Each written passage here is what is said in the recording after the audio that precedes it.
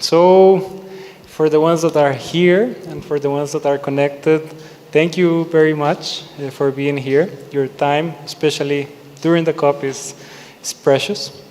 The reason why we are here is because we're going to talk about South-South cooperation.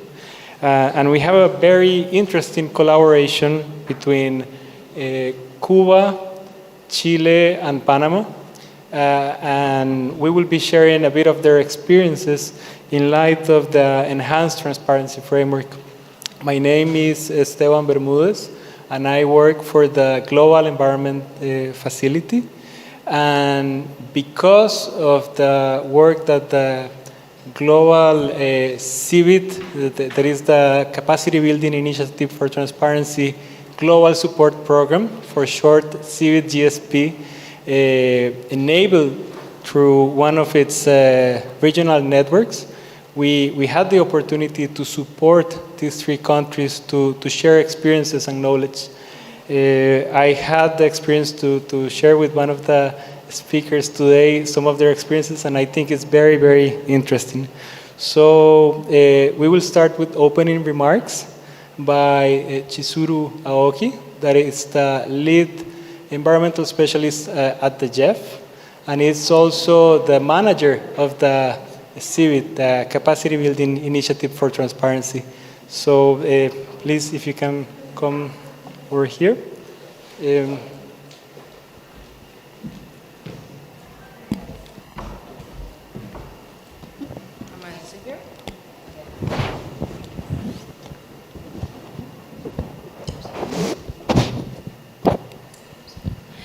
Good afternoon, colleagues. Yeah, this is a very intimate setup while I can hear my own voice echo. So I have a very nice speech prepared for this particular event. I might still use it later, but I'm just gonna share what I think about the CBIT. Now, so this whole thing came about in terms of the support for Article 13. In Paris, lead up to Paris, in negotiations, and that it was clear that developing countries actually needed support in capacity to really enhance the transparency of both support as well as transparency of action, right? So we got this in Paris, went back to Washington, D.C., and worked furiously to establish this fund, and in 2016, so that we can go to the Marrakesh COP with the first set of projects, right? So that was 2016. Where are we now? 2023? 7 years later. I have to tell you, I'm worried. I'm increasingly worried.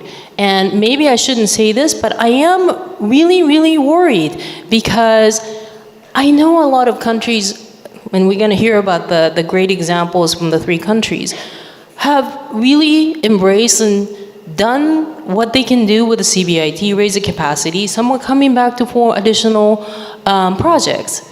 Then the other side of Article 13, the whole issue of BNM transparency reports. And I know countries also coming to us to get support that they need. And a lot of them are trying to see what would be the best mechanism and modality for them to ask for resources. But the fundamental concern I have, especially when you come to the COPs and SBs and hear countries talk about, oh, we're not getting the sufficient support, we don't have the capacity, we don't have the institutional frameworks, we are not sure we are going to be able to meet the December 30, 2024 deadline. 7, 8 years after we started and try to do our best to expedite the support, frankly speaking, is worrisome, okay? And this leads me to really wonder, what are some of the good examples And what are some of the good experiences that countries have actually already embraced and they're ready to share?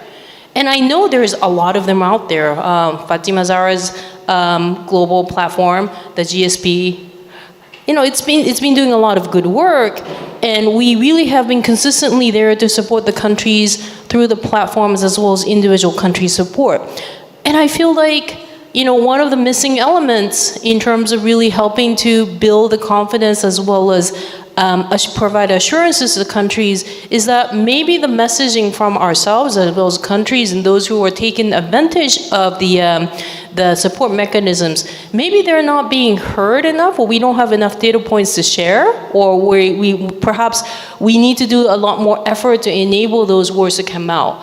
So I'm sitting here and I'm really looking forward to learning from the 3 countries that are here. And it's not just about the individual country experiences and practices. Those are important. But what's being done to really share experiences, and how are they sort of helping each other through the CBIT as well as the global support program. And I'm hoping that is actually one of the critical elements that we can actually bring forward more as 2024 is in 3 weeks from now? Comes around, and we can provide the capacity and foundational support from the CBIT, in addition to really helping countries to start really get going on the preparation of the reports. So to me, this session here has a lot of importance, a lot of meaning, and I really hope that it's not just me who's going to learn from this experience, but those who are here, but also those who are following this online would take this as a great learning opportunity, and so to really convince them of what can be done, opportunities out there, as well as how they can get engaged. So with that, I'm going to pass this back to Esteban. Thank you.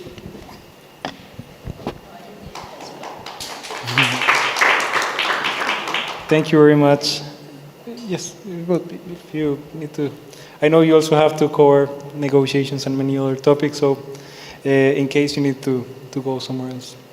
So, and I share Chi's concern, but also I think part of what we're trying to do today is to showcase these type of examples that, as I was explaining earlier, through the CIVIT GSP that is implemented by UNEP, and it's executed by UNFCCC, the Copenhagen Climate Center, and Fatima here is the one that is leading most of this has been possible. So yes, applause for that. So Fatima, you have a Mentimeter organized today, so perhaps if you can come over here and explain the instructions on how it works.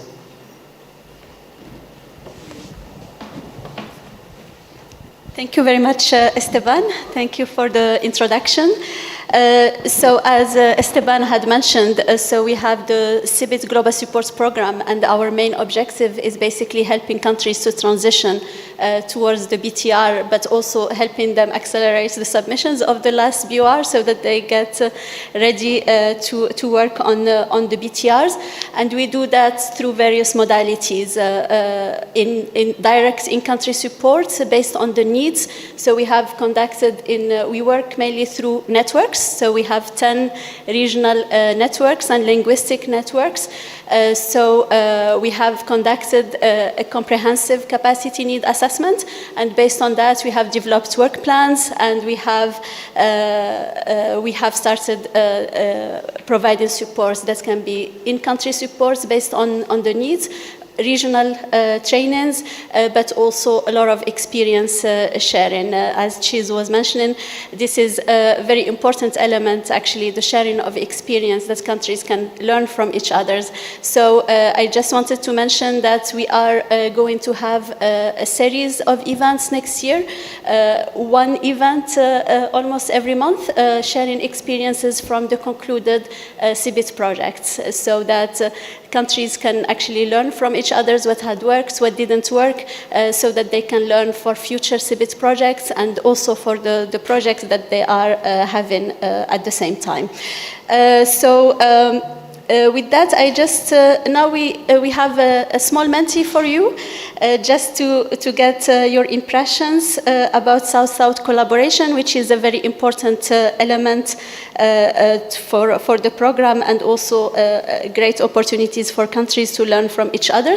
So, if you don't mind, if you can please scan the QR code that you have in your screens, and then we can go through the questions together.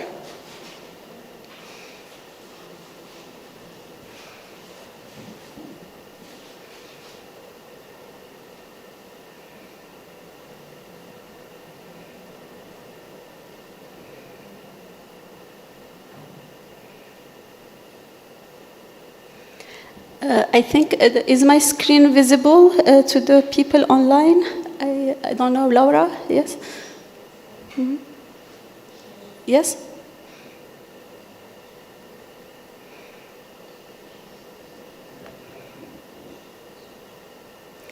So our first questions, and great, I see that many people have already replied. So what is the first association that comes to your mind when hearing South-South learning? So I see that the main word that comes is cooperation, and we have also exchange of experiences, learning from each other's, solidarity, learning context, hope. That's a very interesting word, actually. That's I like that. And inspire, very nice. Urgency. So yeah, I think it speaks to itself that we need urgently to learn from each other's. And the Global South, decolonization, avoid mistakes. Yes, important. Coordination, help, ownership, agency, opportunities, avoid mistakes. Yeah, these are all very great associations, and I think we can there are some words that wouldn't have come to my mind, so this is really interesting. So we move now to the next question. It's if you have participated in or heard of South-South learning activities that were successful. I see that many of you have, and it's good to know that you have qualified them as successful, so that's great. 10 people. Maybe we will have later the opportunity when interacting with the audience to hear a little bit more about these experiences. So 11 people, which is 12 people. Wow, that's really great. Then we move to the next question is, if yes, what was successful about it? So learning from practice, and then learning lessons from others, sharing positive experiences and mistakes not to make. That's an important element, and learning from peers. So those are quite important lessons. Learning from neighbors with similar challenges. Yeah. So it's also kind of quite important sometimes to have countries that are in similar circumstances, so then the solutions could be also applicable to each other's. Then we move to the next question is, have you participated in or heard of South-South learning activities that were less or not at all successful? So I see that 2 people have, and then 6 people no, which is still good, yeah? That's a very good indication. Now it's moving a bit up, 3, 6, 4, 6. Yeah, so it would be quite interesting, actually, or really interesting to know, to then go to the next question to know why, so that we can all learn from what hasn't worked, which is a very, very important as well. Then we move to the next question. What was not successful about it? So created impact. So does it mean that it didn't create impact, or? And also learning from practice. So here we are speaking about the non-successful experiences, basically. So maybe we need to read that in the negative, but maybe later on when we are interacting with the audience, that could be something that you guys might explain, and then learning from the mistakes. So the next question is, in your view, should support providers focus more on fostering South-South learning among countries? And I see that the majority says yes. So this is an important element for us to take into account when we are designing our support programs. 10 people, yeah. Then next, this is just a question for our own benefit. So we have a climate transparency platform that has been launched in June, and I can actually share some flyers with you right now, and hopefully you are able to access it. So basically, it's a platform that we are hoping to become a one-stop shop for transparency for all transparency practitioners, and where you will find all information about transparency, but also communities of practice where you can learn also from each other's. So this brings me to the end of the Menti. Thank you very much for participating.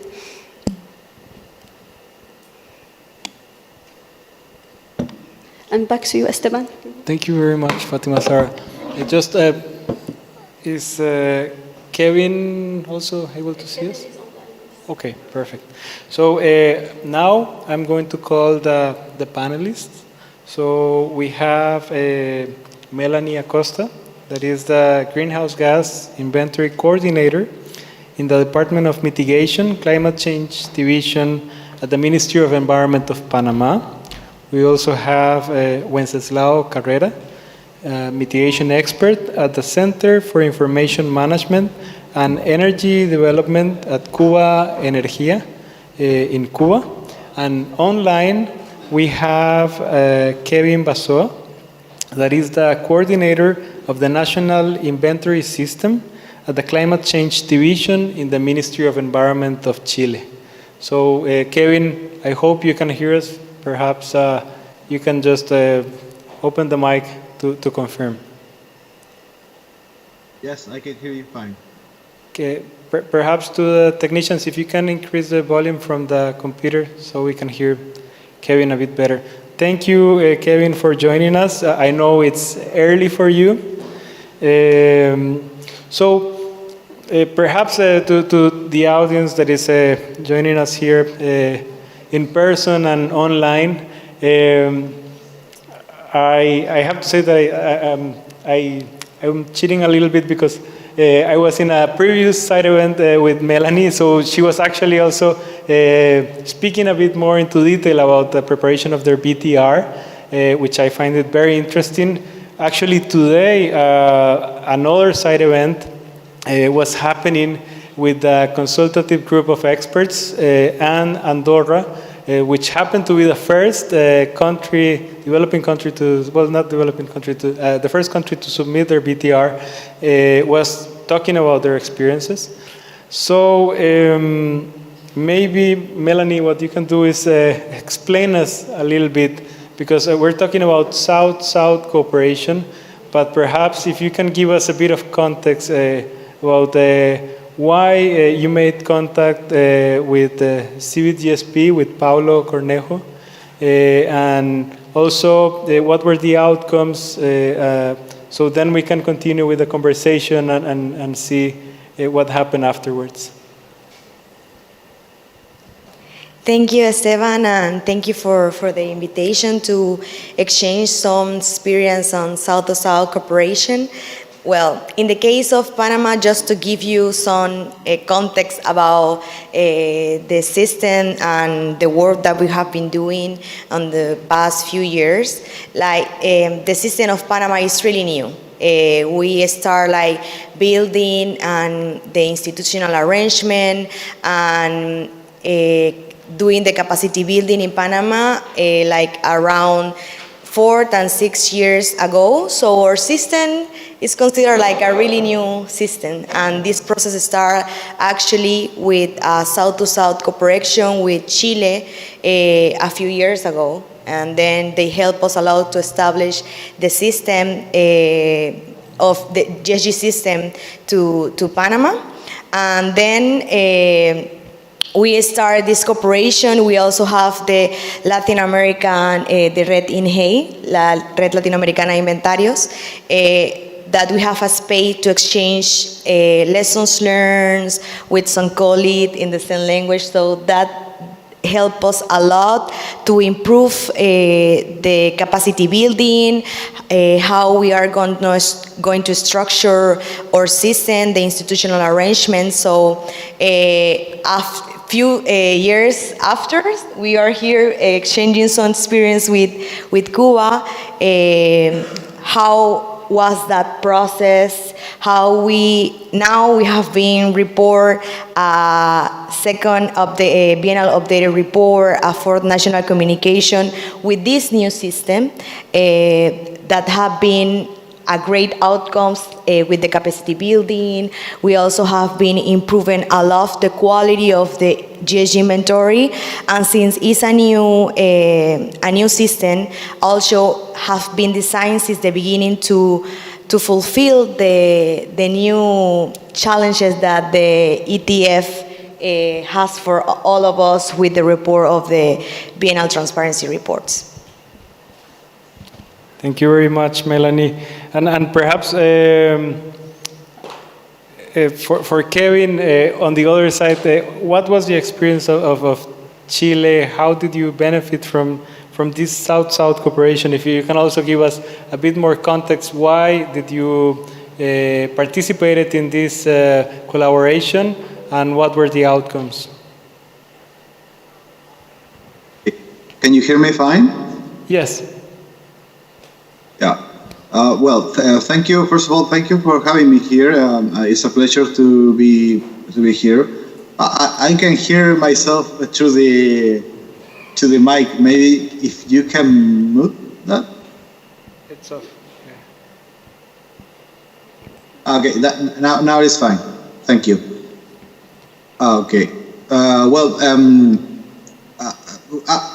It's worth to mention a little bit of context of Chile and how we benefit from this and how we can help to other countries in the region. I think that it is important to mention that. So in Chile, we have this national GSG inventory system.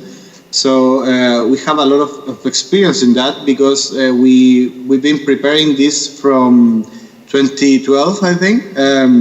So almost more than 10 years that we are developing inventories, and we have presented the five reports of the biennial, the BUR report. So we have like a pretty robust system, and now we have this framework,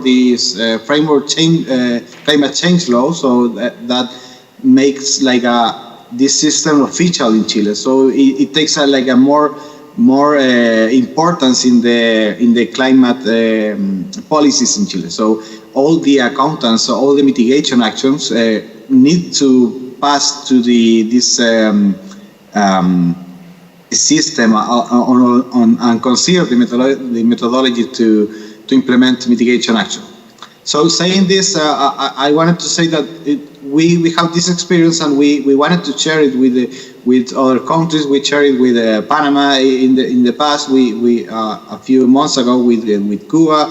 So we are eager to keep doing this, and we also take the opportunity to also, like I said, share our experience and also see ourselves in what we are doing good and what we are doing wrong and what we are doing or looking different. So it is a great opportunity to learn for the new people that is coming to the system, and also for the old people that is doing this for more years to actually make a self-review of what we are doing good or wrong. So it is a good opportunity in each way that you need to see it.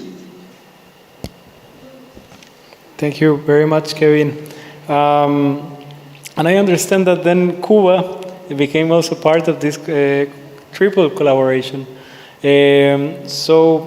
Just to provide a bit more context to the audience, the countries that are participating today are preparing their BTR, their biennial transparency report. In addition, they are also receiving support from the Capacity Building Initiative for Transparency, and in addition, they are also part of the CIVIT GSP. So there are different ways in which all of this is being complemented. And perhaps, Wenceslao, you can tell us a bit more, how did Cuba enter into the equation, and what was the need that needed to be tackled that became part of this collaboration? I think you have a microphone.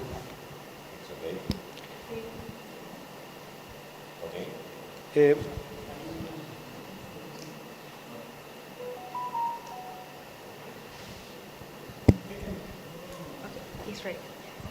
It's ready?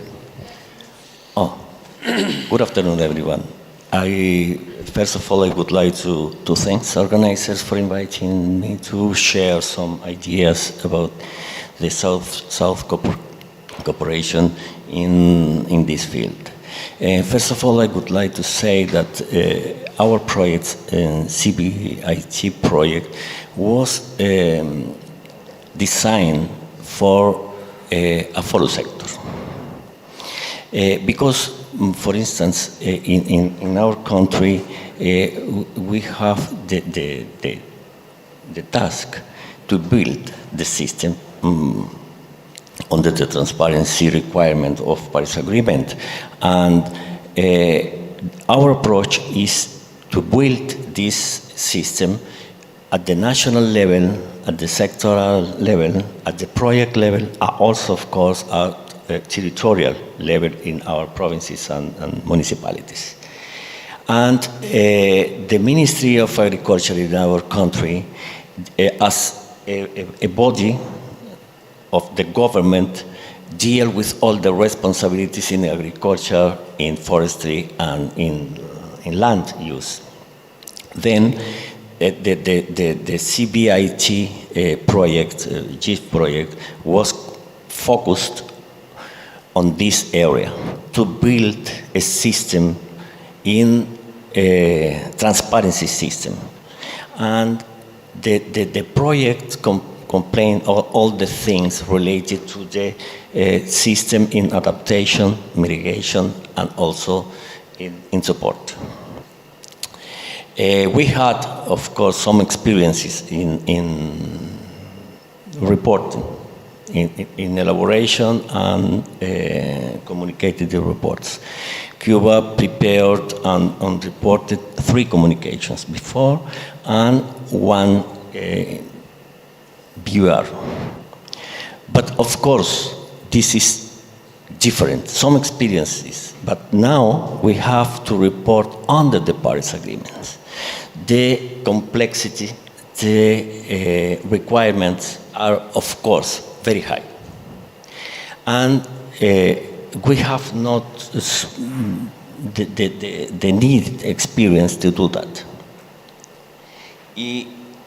This is precisely why we require from the network, before was the network of inventories in the Latin America and the Caribbean, and now is the transparency network in the Latin American and the Caribbean.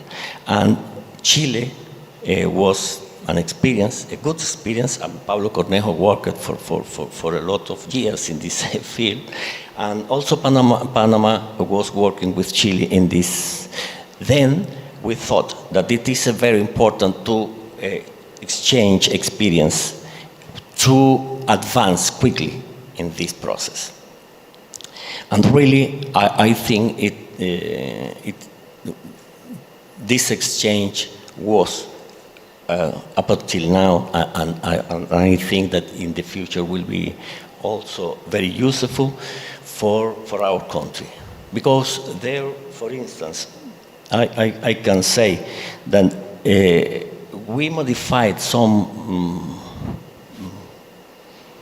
tabulas formats that we prepared before for this, with the experience that transmitted us the specialists and consultants from Chile, also from Panama, and this was very useful. It was very useful also the thing because we have to transit in to the guidelines of IPCC 2006 because not all our categories and components are prepared on the base of this. And this was one of the experiences that was in this exchange. On the quality assurance and quality control was also one of this field. So I think that for us, for our team, I'm not a specialist in the area of the inventory, but the mitigation in general. I know, of course, the management of the system in our country, but this is not my specialty.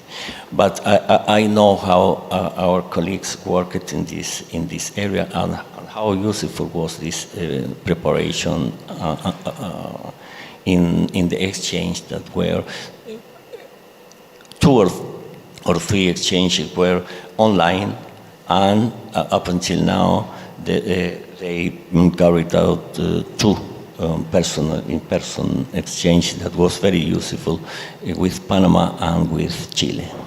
Okay.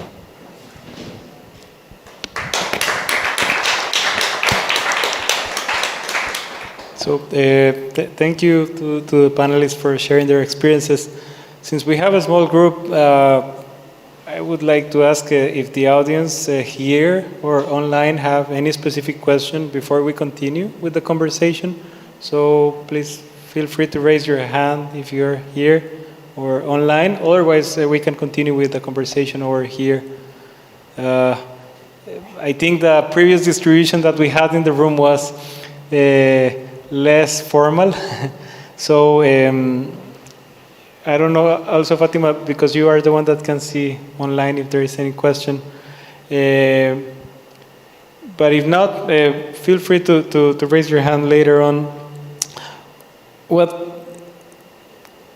is interesting for me is that in this type of cooperations, it's not like you hire an expert from outside, he comes, gives you recommendations, and then goes. Is that there is learning from each other, right? And Melanie, you were mentioning that you had a workshop in which you exchanged with Cuba. So perhaps you can tell us a bit more, because you shared your experiences with Cuba, but then I believe you're going to have a next mission later or workshop. So perhaps if you can share, like also what were what did you learn from Cuba that you didn't know before? And maybe Wenceslao, you can complement afterwards. And also Kevin as well, if you feel like it. Well, in the exchange with Cuba, we have different virtual sections, but in that case, we have a specific limit of time.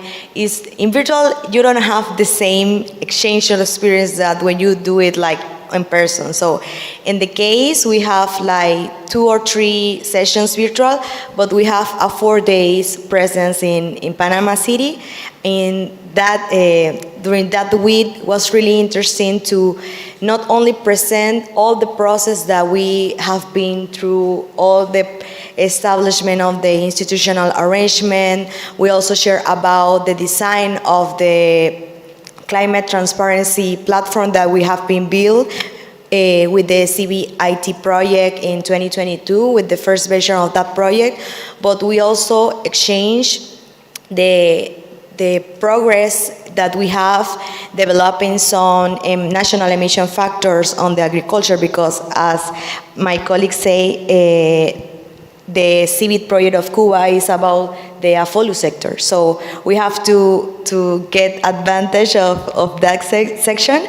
So we present that information, we share some experience, and maybe the strength of Panama is a part of the platform and the institutional arrangements and how have been learning from the process, because even if we learn from Chile, not necessarily the system is going to be work at this, is going to work the same, because we have different circumstances. But we learned from about that time, and we have been changing some things that work better for us now. But also the interesting thing is that the technicians that came from Cuba, they are really experts in livestock, agriculture, soils, and was really interesting that they help us to understand better the process of the development of a national emission factory in agriculture. That was really, really nice. And I think in the case of the Latin America and the Caribbean, it's really good, like, to have this opportunity to exchange knowledge, but in your own language, like to do it in a space of confidence, when you can speak with colleagues without all this bureaucratic process, and you don't have to. We are like family. We always like have email of difference to exchange something, to ask something, and that is really, really good. That we have been courting some barriers that always have been because of the language and all of that, but was really nice to know about them, and was a rich experience. And now we have a mission that is coming in 2024, when the Panamanian team have to go to Cuba. But was nice that they have all the knowledge in the technician part of agriculture, and maybe we exchange in the part of the platform, and was really enriching, because also we share about the geospatial tool that we use to collect also data collection from the LULUCF sector, and they are also using that tool, but with different processes, and it was really nice to see how the two experiences can reach from each other, even if we were not looking for that in that time moment, but was something that the doors opened during that 4 days of exchange experience. You know, there is interesting because, of course, the difference between our countries is reality, but the similarities, I think, are more similarities. In the preparation of the people, in the lack of the people in our groups, because there is permanent flux of people in the inventories, not only, and in all the climate change fields in our countries. And also there is the similar problems in collecting of the data and information.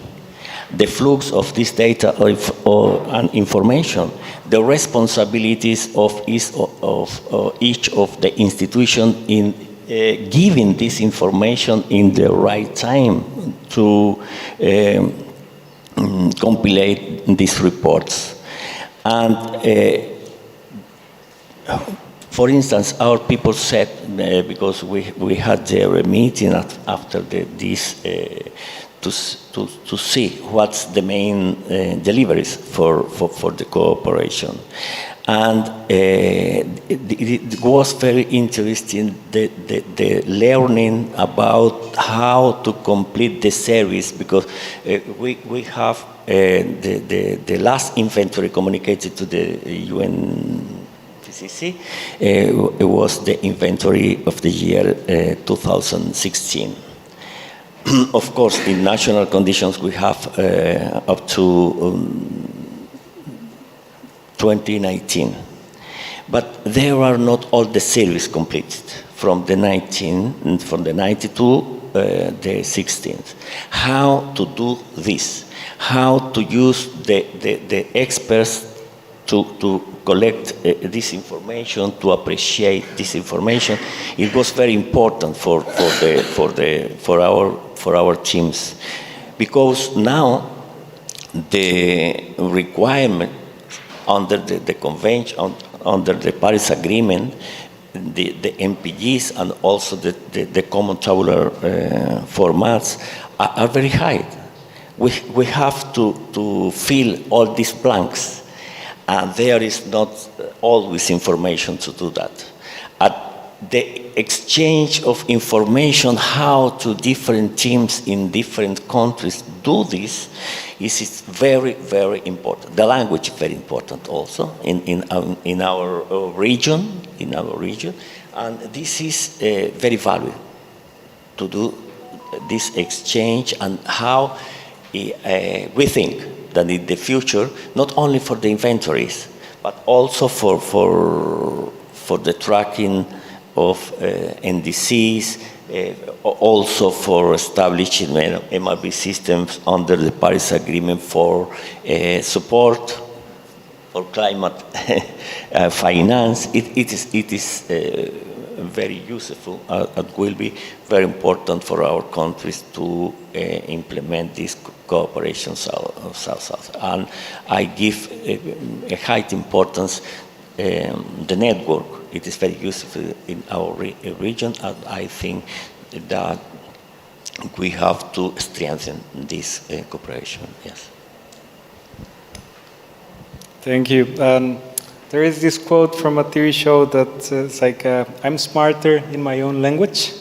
And it's not only about the being smarter, but also that information flows easier when you speak in your own language with the people that you feel closer. So I'm happy to hear all the good experiences from this collaboration. Perhaps for Kevin, can you tell us a bit more? Is your country planning a similar collaboration like this, or perhaps reflecting on the one you already had with Cuba and Panama? If there's something that you would have done different, if you can share a bit more of the insights from your side. Yeah. Well, first of all, I wanted to add to the colleagues that it is more easy to communicate in our native language, because like you said from the TV show, you are smarter in your own language because you are not thinking in other language, then translated in your head. I don't know, it is easier. I wasn't able to participate in person in the previous collaboration that we had, because the former coordinator was was in charge of that. But I also keep it in touch with him, so I knew what the thing that they do. So it was really useful because we share this. We share all our system to the different countries. So we kind of explain how we solve different problems. There are like common problems in how you fill the data that you need to report. That is a challenge itself. So that we have a lot of troubles at the first time, but then we establish a system and we share all of this with the country. We kind of be an example of how they can do it. Not exactly, but it's an example of what we are using ourselves to complete this task. So for the collaboration itself, we have we have this good practice in our system that for the LULUCF and agricultural sector, we have this research center that are for the Ministry of Agriculture, that we have actual research that they develop information, they collect the information to do the inventory. So these experts are sharing the experience for in particular for Cuba in the last mission that they have. So it was really useful. We also look at this remote sensing to see this the land forestry soil use, I think.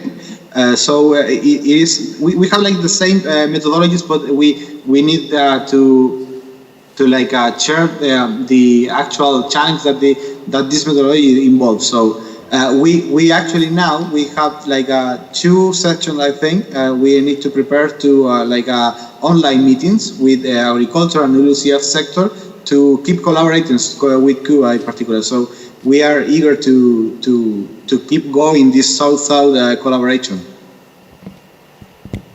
Thank you very much, Kevin. And I think we have like 5 minutes left. So perhaps I would like to close by asking to the three of you, what recommendation would you give to other countries? From what I get, language, it's key. So I'm going to take some of them so you can reflect even more. Meeting in person. Although we have, next time, Kevin, you have to come here so we can meet in person. But definitely, through the pandemic, we were forced to use screens, but the human element is there. But also, I wouldn't want to leave the room thinking that only among people that speak the same language, you will be able to have South-South collaboration. So maybe if you can give a recommendation, or even if you have a need and there are more countries that could help you, what would be a minute perhaps, so we can close in time before they kick us out? Well, in the case of Panama, I will recommend, don't be scared to ask for help. Don't be scared about it. It's really easy. Even a part of this South-to-South cooperation, we just ask, to Paulo and the CBJIT, we have this list of improvement that we have to do, and we don't have an idea on how to do it. Can you help us to find people to help to train to the people or guide us how to get that improvement on the GSG inventory? And was something that we organized in a few weeks, and we used prepare a bunch of virtual meetings with Uruguay, Colombia, Costa Rica. So it was really easy to do it.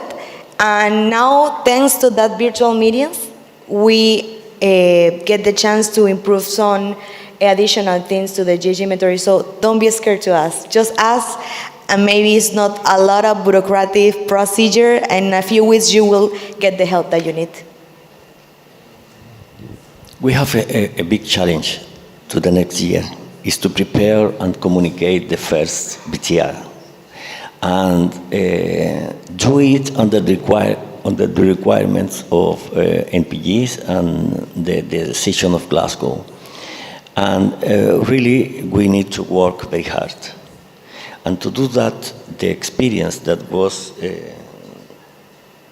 exchanged in the past, I think it is very important, these online meetings, to prepare people. And after that, it is very important to exchange experience person to person, face to face, because there are a lot of tables, a lot of formats, a lot of programs to work with.